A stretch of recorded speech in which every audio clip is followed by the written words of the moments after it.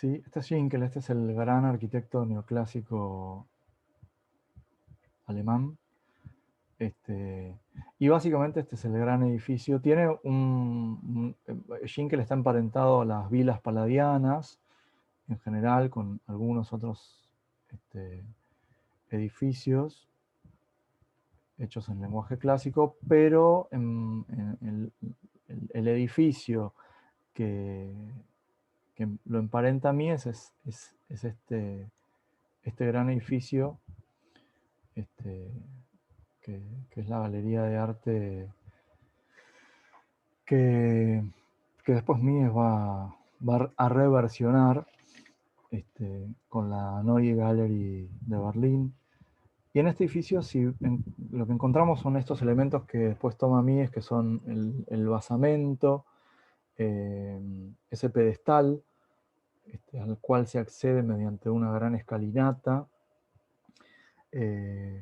la horizontalidad del cubo donde está contenido en el edificio.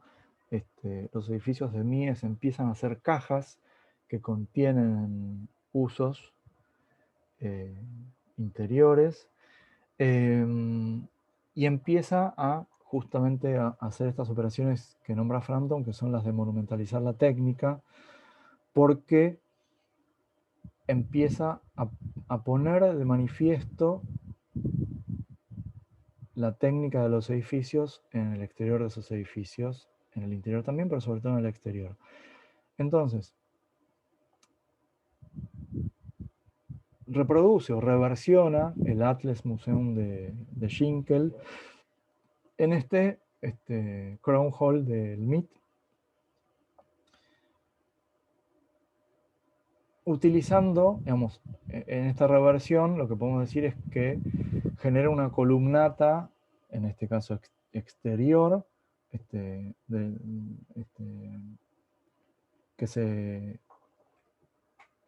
se pega a la envolvente de vidrio que está inmediatamente después. En el caso de el Atlas Museum tenés la columnata y después tenés el edificio, como suele pasar cuando el referente es el templo griego.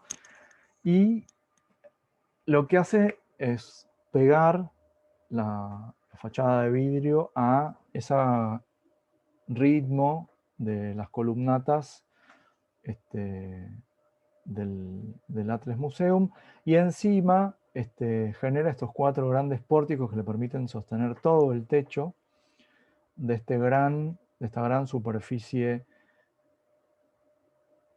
que la verdad que no importa mucho el uso, porque sabemos que es un lugar de uso público, pero después vamos a ver que esta misma lógica tipológica la utiliza en el Museo de Berlín, que obviamente tiene la reminiscencia suprematista de Malevich en planta, pero la realidad es que acá aparece esta idea de caja contenedora, con el basamento, con el ritmo en la fachada que reversiona de la obra de Schinkel, y en donde aparece la técnica monumentalizada. Digo, estos grandes pórticos que le permiten sostener el techo se evidencian de una manera contundente en la fachada, componen el ritmo del resto de las estructuras que sostienen el vidrio, y generan una espacialidad interior libre en donde puede desarrollar un juego neoplástico. En este caso, el juego neoplástico está un poco limitado a una simetría axial, pero de cualquier manera la posibilidad está, y seguramente cuando ese lugar lo vemos usándose, vamos a ver que hay tabiques que empiezan a subdividir los espacios en función de la necesidad, si hay una exposición de un lado, una actividad de conferencia del otro, y así. En la Neue Gallery pasa lo mismo, ¿sí? Es una gran planta que interiormente le permite desarrollar un juego de, de planos libres, que él decide, obviamente, acotarlo a lógica de simetría axial del neoclásico que viene de Schinkel, pero que en la planta inferior, que es la planta donde está la mayor superficie expositiva, en el Neue Museum tenés la primera planta, que es como la planta más pública, donde si bien tenés superficie para exposiciones, en general es como el hall y además alberga como una especie de anfiteatro o lugar de conferencias. No es un anfiteatro porque no está construido como anfiteatro, pero se ubican sillas, se cierra con una cortina y se arma el anfiteatro. En el basamento, en la planta de basamento, es donde está el lugar de guardado, la biblioteca, las áreas técnicas y la superficie expositiva. Nos encontramos con un patio, como el patio del pabellón de Barcelona, un patio de las esculturas, como nos encontramos esculturas en el pabellón de Barcelona. Y lo que tenemos es un gran basamento público que es utilizado por los skaters o para encontrarse o para recorrerlo, que está en toda una zona de Berlín nueva, que se constituyó obviamente después de la Segunda Guerra, en donde hay una serie de museos y que es el único edificio, además es el único edificio de Mies en Alemania. ¿Es un edificio funcionalista para ustedes? ¿Qué me dicen?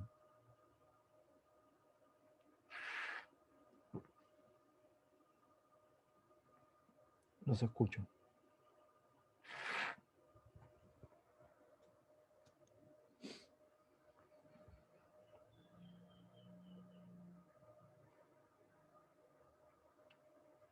Melissa.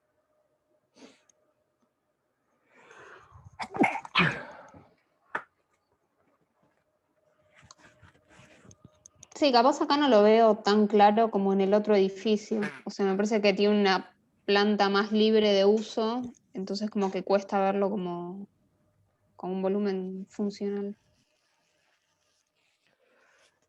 Sí, yo diría que claramente no es un edificio funcionalista. En todo caso, es un edificio racionalista, si querés, pero es un edificio, primero, que hace este link con la arquitectura neoclásica de Schinkel, que reversiona o que relabora en clave moderna.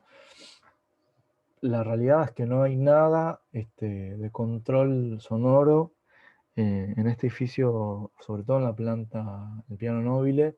No se escucha nada, todo resuena mucho, hay mucho eco. No hay control solar, algo que también es característico de los edificios funcionalistas. En general hay parasoles o hay algún tipo de intención de mejorar el confort interior. En este caso no lo hay. Terminan poniéndose un cortinado para mediar un poco con el sol. A veces no importa tanto en el invierno, porque están en lugares en donde el invierno nieva, pero en el verano en Chicago y en Berlín hace mucho calor, con lo cual necesitas además mucho aire acondicionado para poder resolver la climatización de este edificio. Entonces es un edificio que en realidad propone una cierta tipología, ¿sí? Podemos decir que es un edificio público y que Mies repite la caja con el pedestal, con el ritmo en la fachada, en muchos de sus edificios públicos, ¿sí? Y repite muchas de estas características también incluso en las viviendas unifamiliares. En la casa Farnsworth no hay un pedestal tan claro y tan macizo como en el caso de los edificios anteriores, sino que la eleva casi por una cuestión funcional, porque es un predio inundable, pero sigue estando en un pedestal. Digo, aprovecha la situación y la eleva y le genera este plano anterior a la vivienda en sí, que es como el plano que con la escalinata que le da la jerarquía que la vivienda necesita. En el caso de la Neue Gallery, genera este casetonado en acero con estas 8 grandes columnas que lo sostienen y nada más. En el caso de la Neue, perdón, del Crown Hall, hace estos pórticos, estos 4 grandes pórticos que sostienen todo el techo y le permiten la libertad en la planta. Y en el caso de la Farnsworth, hace esta columnata exterior, también con la misma lógica que en el Crown Hall, en aquel caso negro y en este caso blanco, que sostiene algo que se va a transformar en la característica de los edificios en torre de Mies, que es el sándwich. Es la posibilidad de elaborar una planta tipo repetida hasta el infinito. ¿Sí? En este caso, como es una vivienda unifamiliar, se queda ahí. Pero está claro, digo, hay 2 losas muy marcadas en la fachada, que son, digamos, lo que te haría ese sándwich que después se reproduce en los edificios en torre, y que en este caso también aparece, en donde resuelve el programa, ¿no? Un programa que resuelve tampoco muy funcionalmente. Digamos, hay cierta funcionalidad cuando aparecen las viviendas, sí, hay cierta funcionalidad. La cocina es funcional en los términos de la nueva objetividad, en los términos que proponía Neuffer, ¿sí? En los términos de la administración eficiente de la vivienda, al igual que la fábrica, eso lo habíamos visto en la clase pasada. Las viviendas, para la nueva objetividad, para la arquitectura alemana, incluso para todos los arquitectos del movimiento moderno, tienen que estar bien administradas interiormente. Así como la fábrica tiene que estar bien administrada espacialmente para poder producir más y mejor y más rápido, la vivienda tiene que estar también resuelta de un modo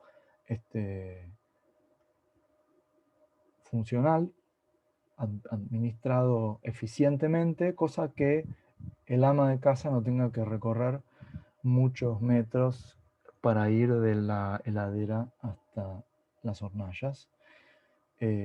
O que no haya que recorrer grandes superficies de pasillo, que en general, como veíamos en los proto-racionalistas, eso no pasa. En los hay mucha superficie de pasillo y la busca a propósito. En las arquitecturas del movimiento moderno, los arquitectos del movimiento moderno en general, se tiende a reducir la superficie de pasillo y que el recorrido entre un ambiente y otro sea el mínimo indispensable. En este caso, además, hay una voluntad de encerrar o de contener los espacios privados, los baños, o cierta contención de la cocina o diferenciación en relación al resto de la planta, pero, o del dormitorio en relación al resto de la planta, pero la realidad es que toda la fachada es recorrible, toda la envolvente es recorrible en toda su extensión y todos pueden mirar hacia adentro, salvo que haya una cortina que cierre, y desde adentro se puede ver también toda la totalidad del paisaje o casi la totalidad. Digo, si estás en la cocina ves para un lado, si estás en el living ves para el otro, pero vos desde afuera tenés la sensación de que podés ver toda la espacialidad interior de la vivienda y hay algo también bastante voyerista en este sentido. Para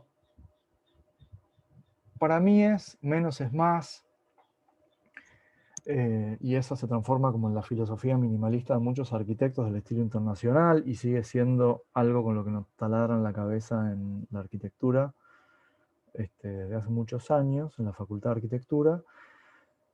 Pero la realidad es que menos es más en relación a que los edificios de Mies tenían tanto desarrollo tecnológico en su dimensión constructiva y estructural que necesitaban de un herrero artesanal que los pudiera elaborar artesanalmente. No había nada plausible de ser industrializado en la arquitectura de Mies, como pasa en general en la arquitectura minimalista, y es tan cara como cualquier obra del Art Nouveau o quizás de algunos otros edificios que tienen tantos elementos decorativos. Entonces, menos es más, ¿en qué sentido? Es muchísimo más. Ese menos es más que viene del existencia minimum, que pretendía elaborar la espacialidad mínima para que una familia obrera tuviera confort. En Mies en realidad se diluye en un eslogan, desde mi punto de vista, para que las casas valieran más y termine siendo un eslogan. Esa es mi opinión. En términos estrictamente arquitectónicos, volvemos a esta cuestión de la tipología del sándwich, porque es algo que después vamos a ver que se elabora para sus edificios en propiedad horizontal, en altura, no digamos propiedad horizontal. En general había un par de dueños y se alquilaban originalmente, y en donde vemos ese sándwich se puede repetir hasta el infinito, hasta que te permite la altura máxima de lo que quieras construir. Este es uno de los edificios más importantes, está en Chicago, son los departamentos de Lakeshore Drive, y acá vemos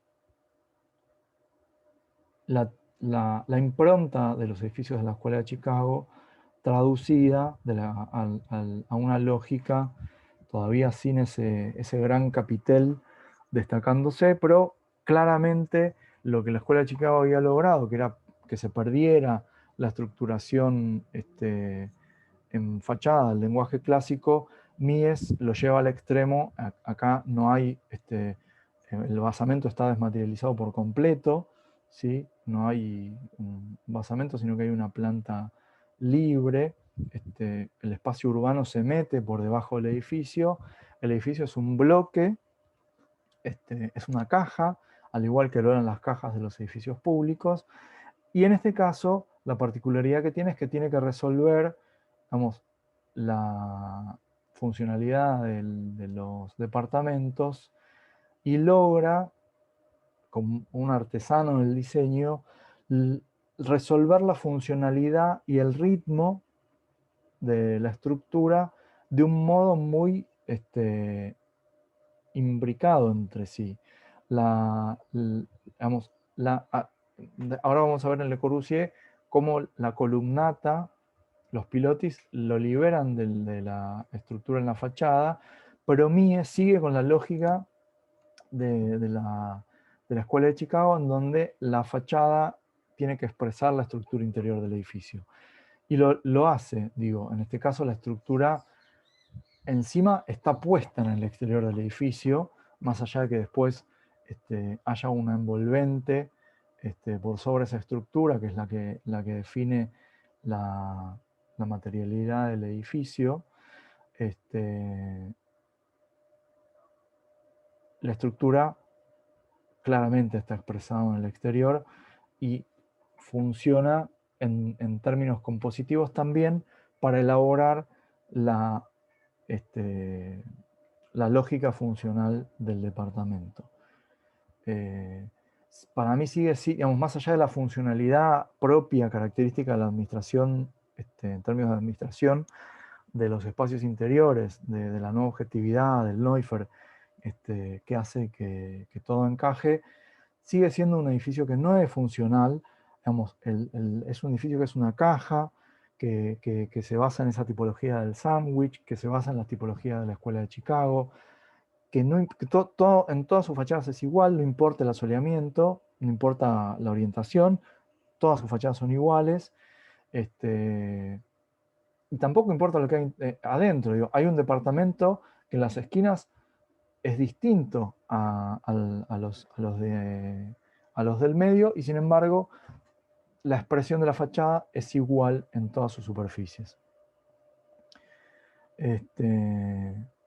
Sin embargo, el mecanismo técnico que le permite desarrollar la planta como un reloj suizo en algún punto, y cómo eso se ve expresado en la fachada, la verdad que es destacable. Obviamente que es uno de los grandes arquitectos, pero debe ser muy difícil vivir en esos edificios en donde, como si ves la foto actual, necesitan recurrir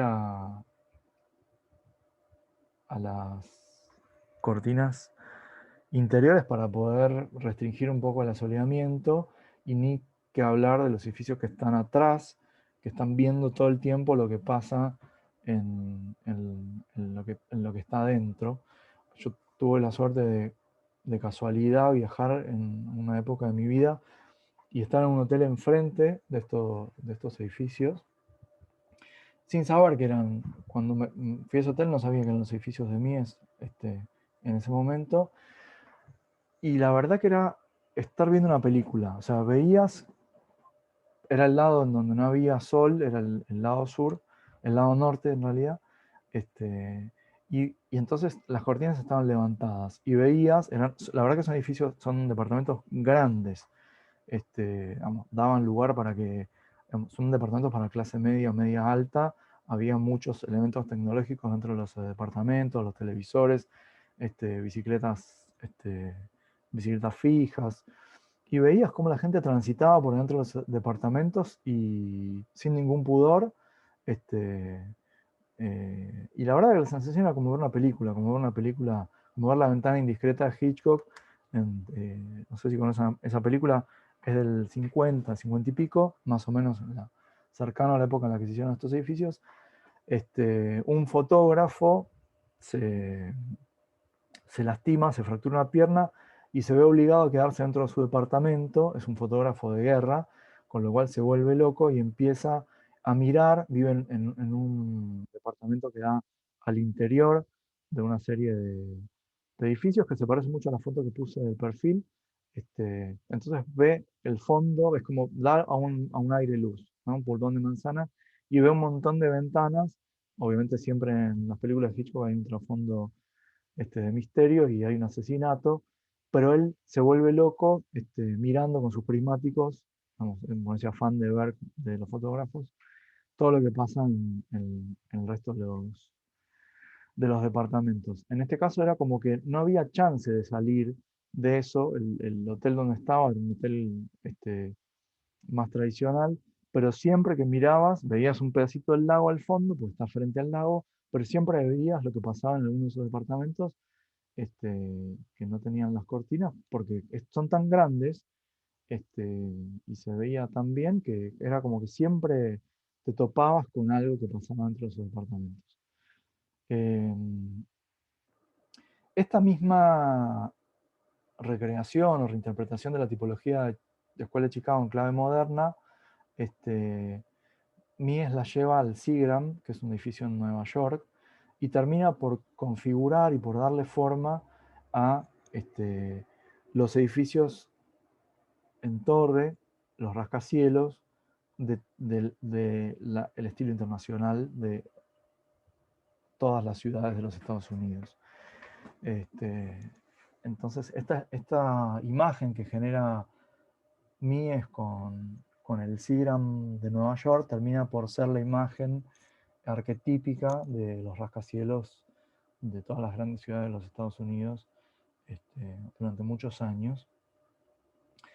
Y en particular lo que podemos decir en relación a este edificio es que Mies en este caso decide retirarlo del frente, creo que es la Sexta Avenida, para darle más características de monumentalidad, para que uno cuando viene caminando en auto por la Sexta Avenida se tope con un espacio abierto, o sea, da lugar, amplía el espacio urbano de la avenida, y entonces uno se topa con un gran edificio, con una resolución técnica además muy exuberante, podríamos decir, porque tiene esas...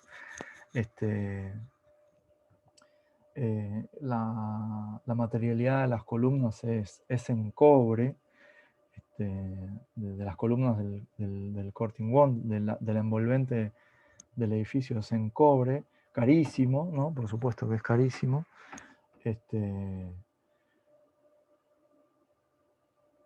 Que además tienes esos vidrios ya con una tonalidad medio amarronada, medio color miel, que le da esta imagen a la noche que la hace espectacular.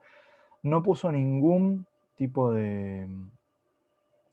no permitió el acortinamiento interior, probablemente a lo largo de los años lo fueron haciendo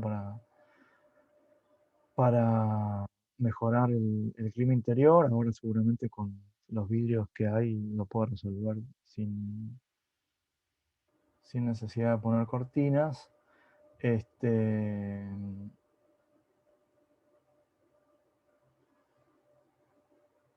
Perdón, le dio 3 posiciones posibles a las cortinas.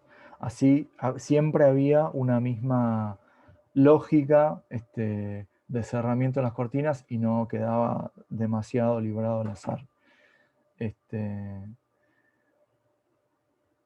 Entonces, en este retranqueo que hace sobre la fachada urbana, que le permite ganar en monumentalidad, también lo hace, le da una prolongación del espacio urbano, arma 2 espejos de agua simétricos entre sí, que de alguna manera le dan un marco a esa planta baja libre, que también propone una cierta continuidad del espacio urbano. Y sobre el fondo, esto propone otro volumen, aunque no es lo que se ve, que sí se conecta con las alturas del resto de los edificios de la manzana, o de alguna manera propone una relación distinta con el resto de los edificios de la manzana, pero sobre la Sexta Avenida o la Séptima, no me acuerdo, sí propone esa relación monumental. Claramente acá sí podemos encontrar esos 3 grandes elementos que propone Sullivan para los edificios de Chicago, para la Escuela de Chicago, que es el basamento, en este caso completamente libre, desmaterializado, ese fuste democrático, igualitario de la cultura de Estados Unidos, en este caso para el edificio de oficinas, y ese gran remate que invierte el peso del edificio, poniéndolo en esa especie de capitel ciego, en este caso, que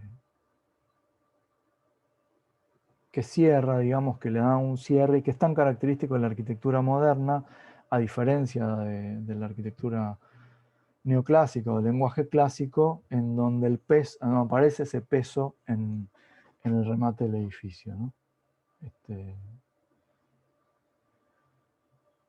Bueno, alguna cosa más va a aparecer en las lecturas que hagan ustedes.